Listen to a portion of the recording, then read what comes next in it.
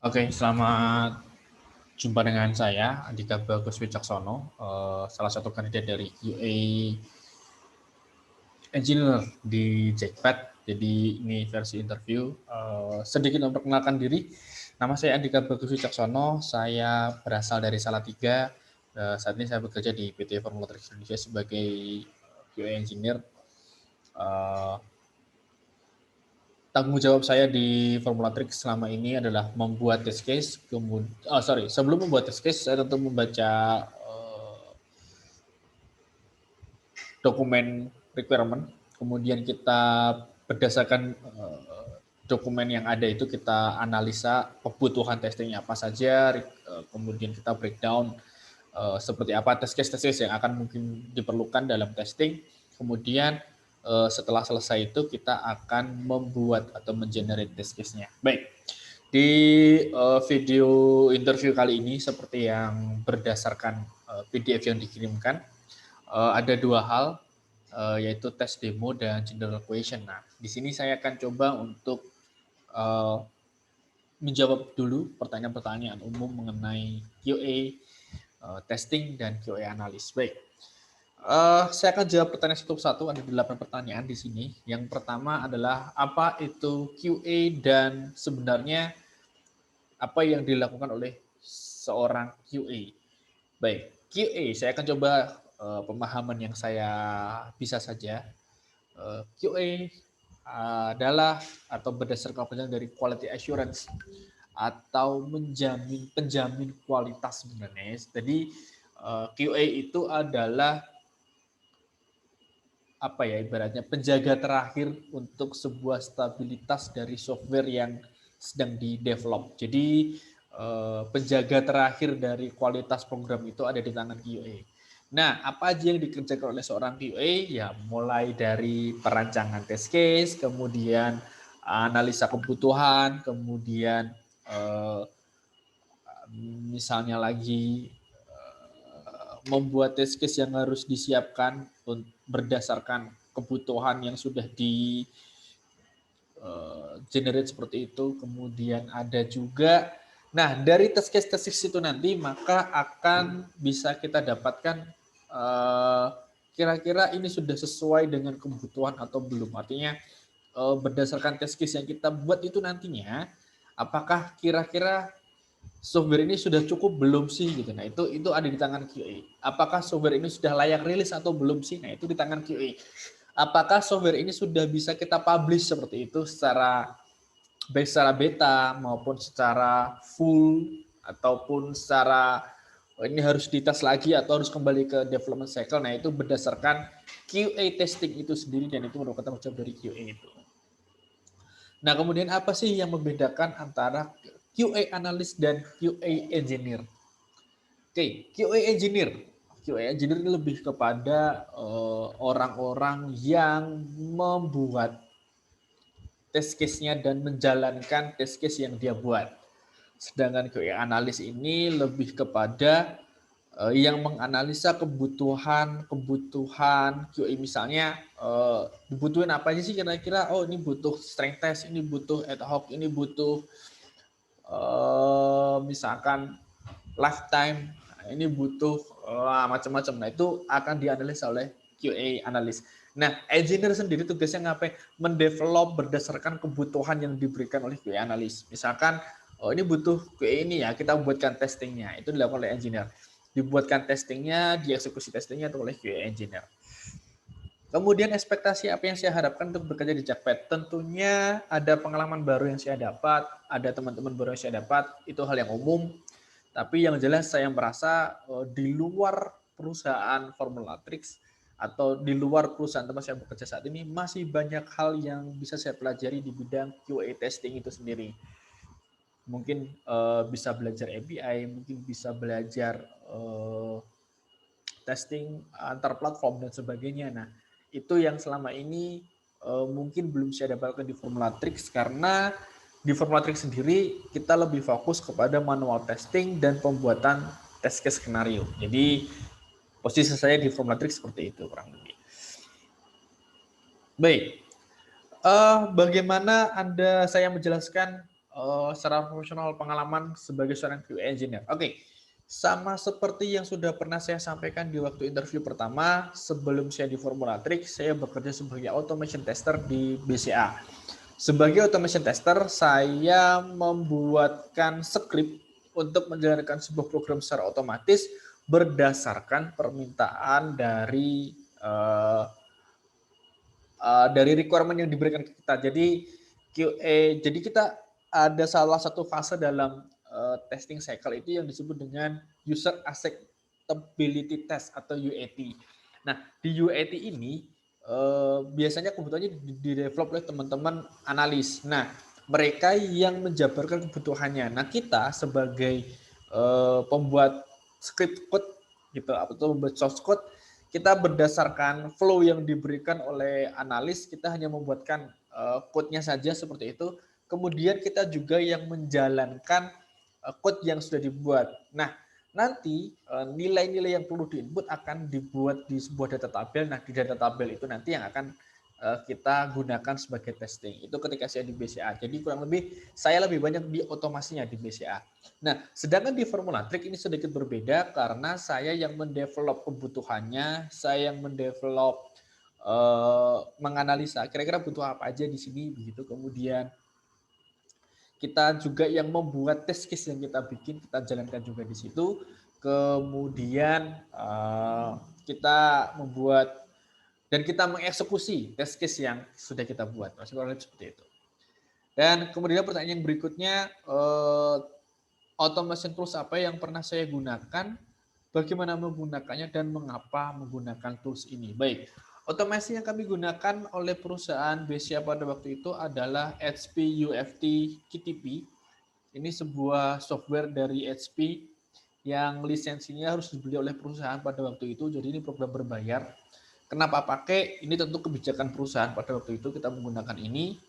Dan saya menggunakannya sesederhana mengambil objek-objek repositorinya, saya ambil, saya capture, kemudian saya terapkan dia sebagai objek, sebagaimana menerapkan penggunaan objek dalam VB. Jadi kita pakainya Visual Basic. Jadi kalau button misalnya kita bisa type, button bisa kita klik dan select, atau misalkan ada drop down list kita bisa select dan sebagainya. Nah, kurang lebih sesederhana itu penggunaannya. Jadi kita pakai di UFT, kurang lebih seperti itu. Kemudian apa tools yang paling sesuai dengan Jackpad? Baik itu test case, bug management, automation tools, dan mengapa Anda merekomendasikannya?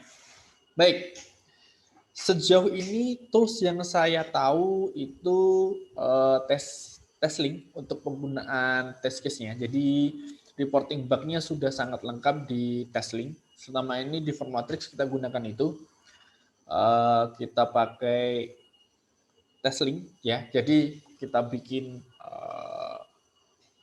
test case-nya di situ, kemudian kita bisa catat hasilnya, apakah dia pass atau fail juga bisa di situ, kita bisa recap di situ, setiap kali kita build test case apakah berjalan lancar atau tidak dan sebagainya. Nah, ini tentu lebih mudah dalam kita mengoperasikan itu karena TestLink sudah menyediakan sangat lengkap begitu ya. Termasuk bug-bug juga bisa kita report di situ, jadi setiap kali kita tes, kita bisa tuliskan di situ. Kalau misalkan failed, kita bisa kasih keterangan kenapa sih dia gagal. Di TestLink itu sudah mengakomodir itu. Jadi cukup lengkap menurut saya. Walaupun di luar sana masih banyak alat-alat tes yang lebih lengkap tentunya. Tapi sejauh yang saya tahu TestLink cukup lumayan membantu banyak untuk test case, pembuatan test case dan test case management. Nah, kemudian ini pertanyaan terakhir. Berdasarkan kondisi yang diberikan di sini. Jadi ada sebuah simulasi begitu, misalkan ada sebuah fitur yang perlu dites oleh tim lead, kemudian setelah dites, tim lead menanyakan data dari hasil tes tersebut, dan di waktu yang bersamaan, customer service atau admin user juga menanyakan yang sama atau menanyakan bug checking yang telah dilaporkan oleh user. Jadi ada user report ke customer service dan bilang ke kita ini ada bug nih bro gitu. Nah, apa yang harus kita lakukan menghadapi kondisi yang saat bersamaan ada 2 order pekerjaan. Oke. Bagaimana sih memprioritaskan tasknya? Tentunya di situ ya. Nah, kita akan lihat seperti apa prioritas dari 2 order atau 2 task yang masuk ke kita. Kemungkinan kalau saya akan mengkomunikasikan dulu ke ke tim lead, saya akan bilang ke tim lead saya bahwa Pak atau Bu gitu, ini sebentar datanya akan saya siapkan nanti setelah saya merespon admin dulu gitu. Jadi kondisinya kalau saya mendahulukan admin, kurang lebih saya akan bilang, bentar ya Pak, saya mau lihat ke admin dulu nih, ada bug yang kritikal misalkan, atau ada bug atau user ada yang report begitu kurang lebih. Tapi seandainya kondisinya adalah sedang mau rilis nih, harus rilis segera atau datanya dibutuhkan segera user untuk tim lead ya, tim lead untuk keperluan tertentu begitu, tentu saya akan bilang ke CS hal yang sama gitu. Mungkin tunggu sebentar, saya minta waktu barang 10-20 menit untuk menyiapkan data yang diperlukan untuk persiapan rilis misalkan. Menurut saya sekali lagi mana yang saya prioritaskan, saya akan sampaikan kebutuhannya apa nih gitu. Kalau tim lead hanya butuh data yang sekiranya bisa saya tunda, maka ini bukan yang prioritas gitu. Tapi kalau misalkan data yang diperlukan tim lead adalah hal yang diperlukan untuk pekerjaan berikutnya, misalkan rilis atau misalkan ada pertanyaan yang perlu dijawab segera gitu, itu berarti cukup prioritas gitu. Tapi kalau misalkan kondisinya tim lead bisa ya bisa agak antar lah gitu, misalkan berarti ini tidak prioritas, maka saya akan utamakan yang customer service terlebih dahulu. Jadi sekali lagi mana yang saya prioritaskan tergantung kebutuhan case-nya seperti apa. Sama-sama minta ke saya, sama-sama order ke saya, tapi tentu kepentingannya customer service dan kepentingannya tim lead akan berbeda. Kalau sama-sama urgent maka mana yang saya pentingkan, tentu saya akan minta izin dulu kepada tim lead saya ini mana yang lebih urgent. Tapi kalau dikembalikan ke saya, maka saya mungkin akan lebih mementingkan data untuk tim lead saya. Kurang lebih seperti itu. Jadi tim lead saya dulu saya kasih datanya, tapi sesegera mungkin saya akan segera backup teman-teman dari customer service. Kurang lebih seperti itu untuk general interviewnya. Kemudian ini karena laptop saya nggak tahu kenapa somehow saya tidak bisa melakukan screen mirroring dengan menggunakan screen copy, maka saya akan menggunakan aplikasi video conference yang lain untuk melakukan sharing dari handphone saya menggunakan aplikasi yang lain. Jadi mungkin kalau gambar saya agak hilang, hanya ada Google Meet-nya di sini, ya mohon maaf karena agak sulit sekali untuk testingnya ya. Baik,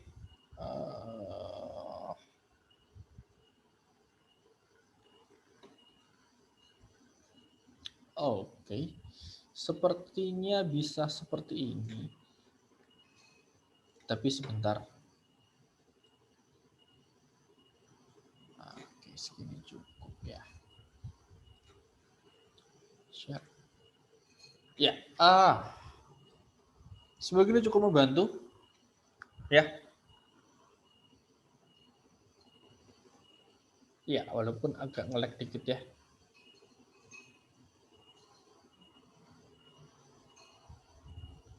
Oke. Baik. Kita ke survei yang sudah coba diberikan ke saya. Jadi oke. Pertanyaannya adalah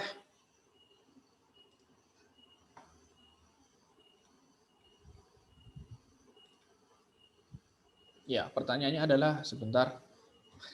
Saya harus cari dulu. Ya, pertanyaannya adalah tolong dijelaskan tes skenario yang Anda bikin dan mengapa dan bagaimana Anda membuatnya dan mengapa dibikin seperti itu. Oke, yang pertama saya pisah-pisah berdasarkan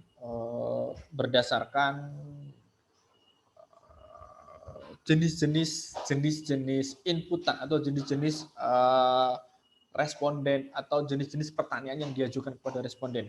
Jadi kalau dibaca gitu ya berdasarkan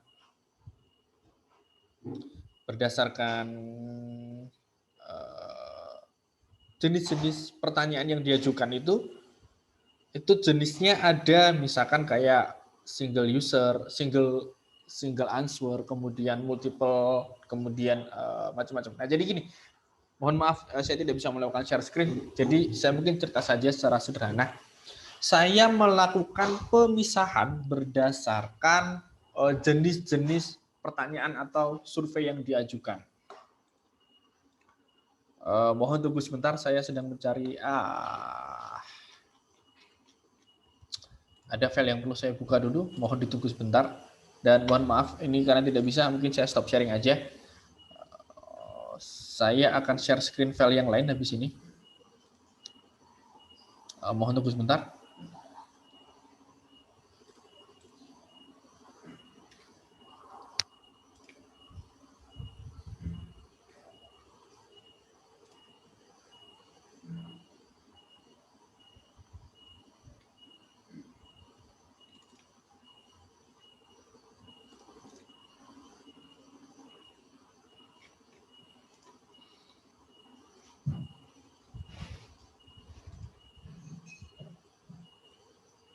Ya, saya masih mencari file yang tadi dikirim.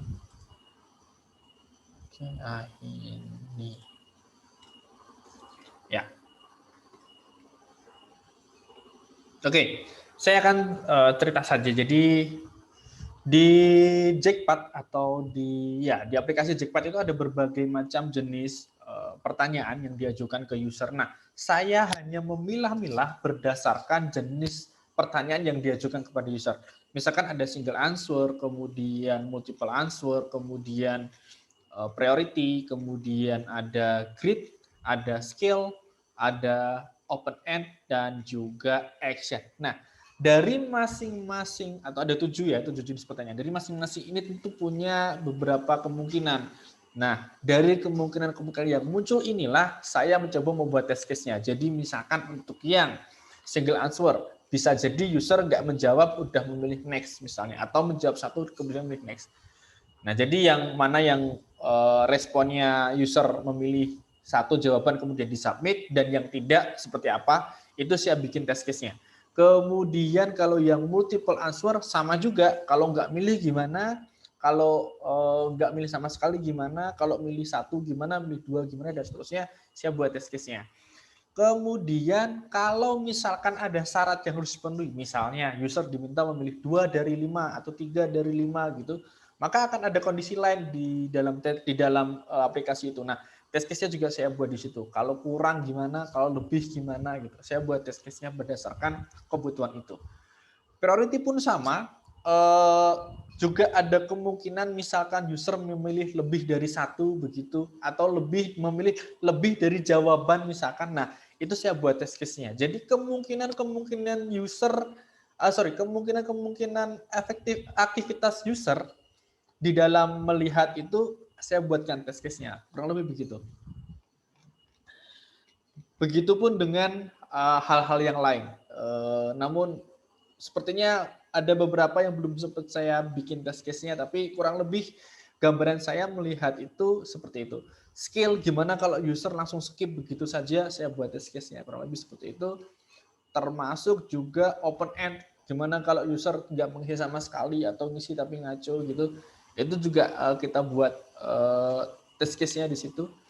Kemudian kalau misalkan action, nah kalau action cukup terbatas karena kita hanya putar, dan setelah itu sudah ada menitannya, dan begitupun actionnya seperti apa, itu saya buat test case-nya. Kalau user gini aspeknya ngapain, kalau user gini aspeknya ngapain, kalau user gini aspeknya ngapain. Jadi lebih sesederhana seperti kita bikin user bakal seperti ini, ekspektasinya apa. Jadi saya selalu membuat test case seperti itu. Kalau usernya gini, ekspektasinya gini. Jadi karena kita sudah tahu kemungkinan user ngapain, maka kita analisa. Kira-kira user kalau melihat form seperti ini, user itu ngapain. Nah, dari situ baru kita bisa, oh kalau gini ekspektasinya begini. Sesederhana itu saya dalam membuat test case. Kemudian pertanyaan yang kedua adalah bagaimana saya bisa menemukan bug dan cara mereproduksinya gimana? Saya hanya menemukan satu atau dua bug kalau nggak salah ya. Yang pertama itu button lainnya yang ada cek lainnya itu ya, yang kalau di tick mark, di uncheck, nah itu lainnya harusnya kalau pas di uncheck dia balik lagi tulisnya jadi lainnya gitu. Tapi ini ketika di uncheck dia jadi kurung siku kayak array gitu ya, array tapi kosong gitu. Nah itu sudah saya menemukan itu satu. Kemudian itu cara produksi cuma dicek uncheck, sederhana itu aja sih ya. Kemudian bug yang lain bab yang lain saya bentar, bab yang lain mohon ditunggu. Bab yang lain itu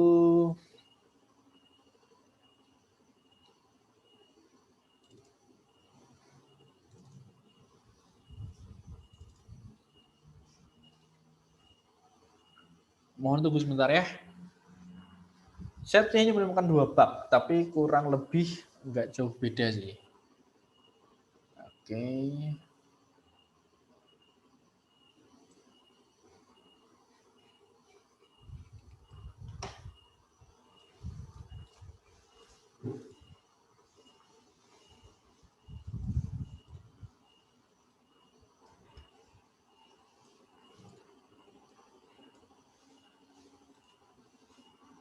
Iya. Nah, jadi di situ saya nulisnya pop up message-nya yang salah. Jadi kalau di open air question harusnya kasih opini tentang topik ini gitu. Tapi masih dimintanya by default berikan kami satu jawaban. Itu menurut saya sebuah bug. Cara mereproduksinya tentu biarkan dia blank dan kita klik next button. Oke. Mungkin itu yang bisa saya sampaikan di interview online kali ini. Ada kurangnya saya mohon maaf. Sekali lagi terima kasih untuk kesempatan yang diberikan kepada saya. Saya berharap besar untuk bisa bergabung dengan Cepat untuk lebih menambahkan pengalaman saya, memperkaya pengalaman saya, dan tentunya saya ingin berkembang dan tumbuh bersama dengan Jackpot. Jackpot tumbuh bersama saya tumbuh bersama Jackpot. Itu yang bisa saya berikan. Terima kasih. Ada kurang lebihnya mohon maaf. Akhir kalam. Wassalamualaikum warahmatullahi wabarakatuh. Salam sukses selalu. Terima kasih.